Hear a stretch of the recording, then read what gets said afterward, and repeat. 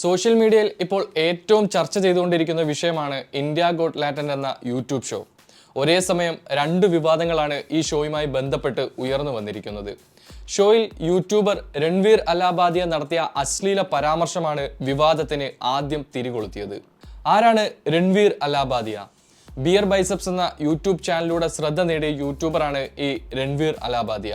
8.22 million subscribers ഉള്ള ചാനലിൽ അദ്ദേഹം പ്രധാനമായും ഫോക്കസ് ചെയ്തിരിക്കുന്ന വിഷയം ആരോഗ്യം, വ്യായാമം, മെന്റൽ ഹെൽത്ത്, മോട്ടിവേഷൻ തുടങ്ങിയവയാണ്.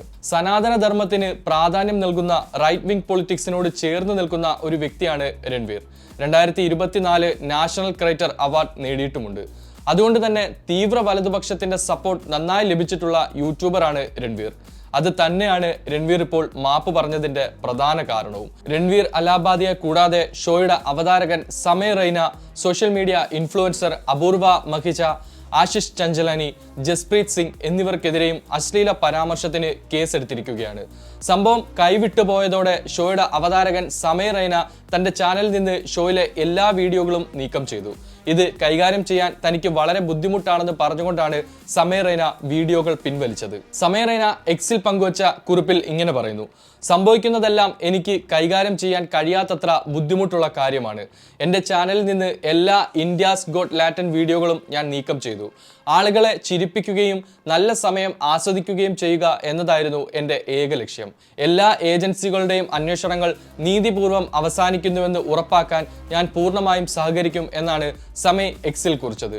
ഈ സംഭവം സോഷ്യൽ മീഡിയയിൽ ആളിക്കത്തുമ്പോഴാണ് ഇതേ ഷോയിൽ തന്നെ പഞ്ചാബി കൊമേഡിയൻ ജസ്പ്രീത് സിംഗ് നടത്തിയ കേരള വിരുദ്ധ പരാമർശം മറ്റൊരു വിവാദത്തിന് തിരികൊളുത്തിയത്.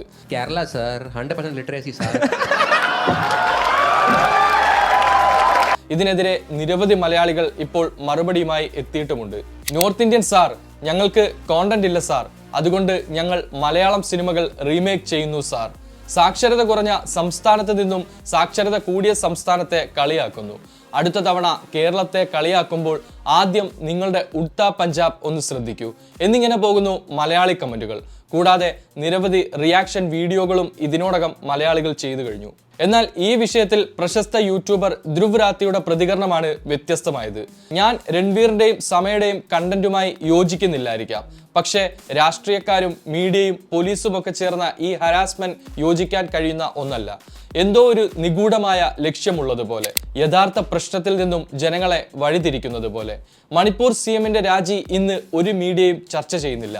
ഇത്തരത്തിലായിരുന്നു ധ്രുവ് രാത്തിയുടെ പ്രതികരണം.